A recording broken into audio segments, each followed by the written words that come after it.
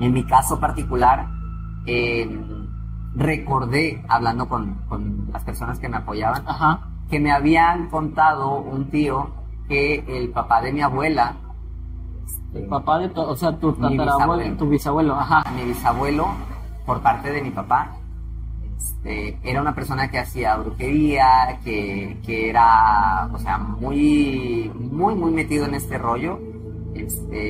Hacía cosas negativas, hacía daño, hacía cosas buenas, pero tendía a hacer mucha magia. O sea, él vivía en esto. Y ¿De dónde es él? De Tabasco. Y estaba muy entrenado, pues era muy experto en lo que hacía. Me contó mi tío que esta persona, según mi abuela, volaba por las noches, se transformaba en animales, o sea, cambiaba de forma, o sea, tenía muchas artes, pues, y no todas las usaba para el bien. Era conocido que las usaba mucho para dañar. Entonces, a raíz de eso, mi abuela y su hermana se separan de la familia de su papá, se escapan y se meten a lo de la iglesia. Se hicieron cristianas. Toda mi familia, por parte paterna, tiende a ser muy religiosa. ¿Tú cuál es tu relación con la religión? Yo ya me acerqué a ella, ya me familiaricé con ella, ya la experimenté a como quise, la descubrí, me satisfizo una temporada, y cuando ya no vibrábamos en la misma frecuencia, yo me separé. Sobre todo de los dogmas de los humanos. Nunca me separé de la divinidad per se, pero muchos dogmas humanos no resuenan conmigo, con mis ideales, no me siento cómodo con ellos, entonces preferí alejarme de eso.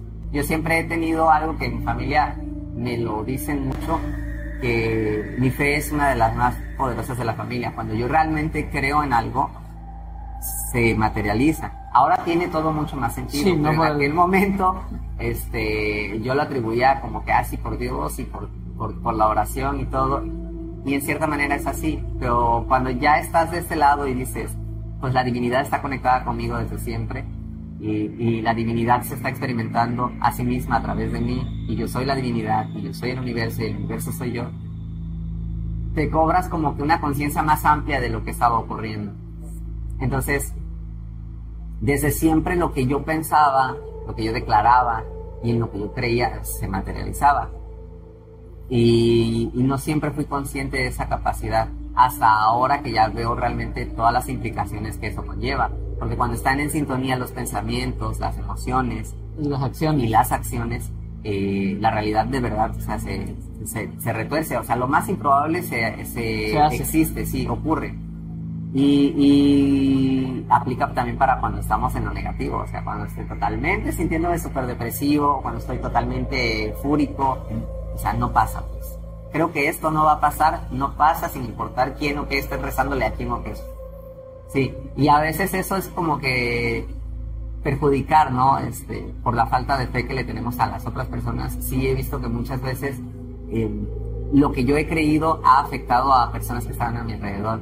Okay. Entonces, eso es como decir, bueno, eso conlleva una responsabilidad. Si tú conoces y tú sabes que tú puedes afectar a las otras personas con lo que crees y con lo que piensas y con lo que dices y con lo que haces, entonces cuida eso también. ¿Hay que dirías que es tu vibra, tu aura Karma. o el karma? Sí. Pero ¿de qué manera tu karma afecta a otra persona? Algo de lo que descubrí también en ir a tocar puertas y conocer personas que están versadas en lo esotérico fue que toda esta energía, toda esta deuda kármica que se generó mi ancestro, mi antepasado, a raíz de dañar a otras personas, pues alguien lo tiene que pagar. O sea, eso se tiene que equilibrar, esa energía se tiene que equilibrar, y estuvo rondando en el universo. Ok, ya más o menos te entendí. Como que todo ese karma negativo que vienes cargando de ese ancestro, de todo lo malo que hizo, porque por lo que me dices fue mucho, que ahorita a ver si podemos profundizar más, lo traes a tu alrededor y a través de tu no fe se expande Sí. Okay. Sí, porque de lo que descubrí yendo con espiritistas y así, pues me dijeron, y coinciden en varias ocasiones, hasta en publicaciones del Facebook así absurdas, que dicen, no, pues elige una imagen, ¿no? Y eran frases tipo de, es que tú tiendes más a los seres de oscuridad, o tu camino está más inclinado hacia la oscuridad. Y me lo dice un espiritista, es que tú sabes que en tus manos tienes, me dice esa persona, en tus manos, me preguntó primero, ¿tú has trabajado la brujería? Y yo, no. Y me dice, seguro, así como que no creyéndome, ¿no? Y me dice, es que en tus manos está la magia negra, la magia oscura, porque es una persona muy metida en lo cristiano y así. Y dice, está lo malo. Y digo, yo no hice lo malo, pero sé que mis ancestros sí lo hacían.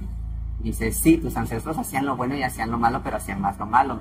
Y yo, bueno, ahora ya lo sé, gracias por decirme, ¿no? Me dice, pero traes en tus manos esos trabajos. Y yo ya sabía, porque había encontrado información por otras fuentes en donde decía, tienes una deuda kármica, tú viniste a sanar esa deuda kármica o a hacerla más grande, pero tú elegiste esto, y pues si es algo que se generó en generaciones atrás en mi familia, pues nadie se hacía cargo de ello. ¿Por qué? Porque se evadían al momento de refugiarse en lo de la religión cristiana, que es todo pura luz, todo pureza. O sea, eran tan creyentes que literalmente hubo una protección divina para ellos. Sí, hasta cierto punto sí, y en cierta medida también es como una evasión, es como no responsabilizarme de lo que se generó en mi familia, de lo que yo sabía que mi familia estaba haciendo. O sea, yo nada más me alejé y ya ellos que se resuelvan, ¿no? Pero ciertamente esas deudas energéticas quedan en este plano, y mi familia sigue existiendo en este plano. Existe mi abuela, existen mis tíos, existe mi papá, existen mis hermanos, existo yo. Entonces toda esa energía, toda esa deuda kármica que todos los demás están evadiendo, al momento en el que yo cobro conciencia de que nosotros tenemos esa capacidad espiritual. Sí, porque digamos que tú también, al no ser una persona normal, entraste como en otro plano, en otra dimensión, y digamos que te pudieron haber visto esas personas o esos entes a los que tu pariente les tiene esa deuda, ¿no? Es más como fuiste visible, por así decirlo. Sí, pero si yo lo asociara con una analogía, la ubicaría como en un espacio, como en una casa abandonada, en donde hay muchas cosas. ¿Qué cosas? Quién sabe, las estamos descubriendo. Pero nadie se hacía cargo de esa casa abandonada en mi familia, porque todos se alejaron de la casa familiar. Entonces, en mi linaje al menos, a raíz de directo de mis abuelo, abuela, papá y yo, nadie se hacía cargo de esto. Hay entidades, me dijo una persona, que trabajaban con mi bisabuelo. Estas entidades que son oscuras, la mayoría, y que son muy oscuras algunas, y que son muy poderosas otras, estuvieron aquí sin tener con quién trabajar. Y las energías, tú sabes que todo es dual en el universo, hay luz, hay sombra. Entonces, las energías que quedaron como que en el limbo, así flotando en el espacio sin que nadie se responsabilizara por ellas, a raíz de los trabajos tanto de luz como de sombra que hacía mi bisabuelo, también se quedaron así en pausa, estancadas, y no caían en ningún lugar. Entonces todas estas situaciones se quedaron en ese espacio en pausa, y nadie de mi familia se hacía cargo de ellas. Entonces yo cobro conciencia, empiezo a ver, empiezo a descubrir lo que existe, lo que ocurre, y todas estas energías empiezan a buscar a dónde van a caer, pues en alguien que las pueda manejar, y pues esa persona soy yo. Y ha conllevado muchas experiencias, algunas no tan gratas y otras sí, o sea, disfrutables. Pero o sea, entiendo ahora que es parte de un todo. O sea, no puedo decir, bueno, voy a recibir nada más el poder de mis ancestros, y la magia de mis ancestros, sin hacerme cargo de las consecuencias. De que lo que yo sé que ellos hicieron, o sea, no estaba chido. Y alguien tiene que hacerse cargo de resolver eso que ellos trucaron o desacomodaron a nivel energético universal.